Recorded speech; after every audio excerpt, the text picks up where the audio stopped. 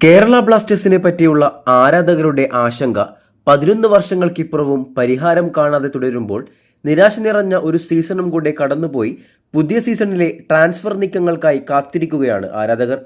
കഴിഞ്ഞ സീസൺ അവസാനിക്കുന്നതിന് മുന്നേ pre കോൺട്രാക്റ്റിലെത്തിയ defender അമീർ ആനവാഡെ, goal keeper ആർഷ് Anwar Sheikh എന്നീ താരങ്ങളും വികാസ് സിംഗ്, ദുസാൻ ലഗാറ്റർ, കമൽജിത് സിംഗ് എന്നീ താരങ്ങളെയും പുതുതായി എത്തിച്ചിട്ടുണ്ട്.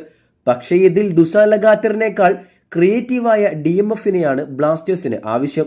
സോ ദുസാൻ മികച്ചൊരു അഡീഷൻ ആണെന്ന കാര്യം പറയാനാകില്ല. ബികാഷ് പിന്നെയും ബെസ്റ്റാണ്. പിന്നെ കമൽജിത് സിംഗ് ബാക്കപ്പ് ആയതുകൊണ്ട് തന്നെ അത്ര പ്രശ്നമാകില്ല.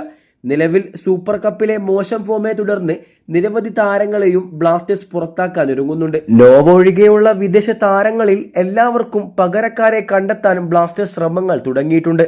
നിലവിൽ മിലോസിന് പകരം സ്പാനിഷ് സെന്റർ ബാക്കിനെ സ്വന്തമാക്കാൻ ബ്ലാസ്റ്റേഴ്സ് ചർച്ചകൾ അവസാന ഘട്ടത്തിലാണ്. മികച്ചൊരു ഇന്ത്യൻ അഡീഷനായി ഇന്റർകാഷി താരം എഡ്മണ്ട് ലാൽറിൻഡിക്കയെ സ്വന്തമാക്കാമെന്നാണ് റിപ്പോർട്ടുകൾ.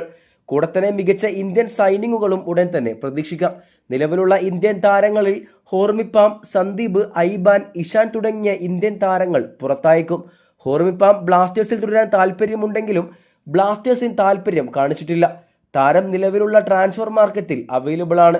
ആരാണോ വമ്പൻ ട്രാൻസ്ഫർ ഫീ നൽകുന്നത് അവർക്ക് ഹോർമിയെ ബ്ലാസ്റ്റേഴ്സ് വിറ്റേക്കും. നിലവിൽ ഈസ്റ്റ് ബംഗാൾ താരത്തെ സ്വന്തമാക്കാൻ രംഗത്തുണ്ട്. മുമ്പ് ജീക്സണെ വലിയ തുക കൊടുത്ത് വാങ്ങിയതുകൊണ്ട് തന്നെ ഹോർമിക്കും ഈസ്റ്റ് ബംഗാൾ വമ്പൻ തുക നൽകാൻ ഒരുങ്ങിയിട്ടുണ്ട്. അങ്ങനെയാണെങ്കിൽ ഹോർമി ഡീൽ നടക്കും. കൂടാതെ ഒരു സ്വാപ്പ് ഡീൽ അടക്കം വമ്പൻ സൈനിങ്ങിനും ബ്ലാസ്റ്റേഴ്സ് ഒരുങ്ങുന്നുണ്ട്.